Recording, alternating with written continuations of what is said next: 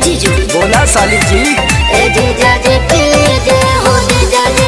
भैया अपने यहाँ का साली और जीजा का रिश्ता बहुत ही खतरनाक रिश्ता होता है, एकदम चुलबुला और चटपटा होता है। आप लोग का ताज़ा हो जाएगा ये रिश्ता और भी इस गाने के साथ में। जी हाँ दोस्तों, होली स्पेशल सॉन्ग लेके आए हैं समर सिंह, और समर सिंह की आवाज़ में यह गाना जीजा जी प्लीज़ और भी खिलकर आ गया है। जी हाँ दोस्तों, गाने की बात करूँ तो इस गाने में एकदम पावर एनर्जी है, क्योंकि इस गाने को जो लिखा है अखिलेश कश्यप ने एकदम शब्द बराबर पिरोया है। गाने में कोई अश्लीलता नहीं, कम बजट में गाना बना है, और मैं ये पक्का यकीन के साथ बनाऊँ इस साल का ये सबसे बेहतरीन गाना होगा, क्योंकि गाना बहुत खतरनाक बन गया है। जीजा और साली पे बना यह होली का गाना एकदम रंग ला के रख देगा। आप सबका जो जीजा और साली का रिश्ता है ना, उसको भी चार चांद लगा देगा। कितने लोग ऐसे होंगे कि जो इस गाने को अपने साली के पास भेजेंगे होली के पहले। जी हाँ दोस्तों, तो मुझे यह गाना बहुत अच्छा लगा।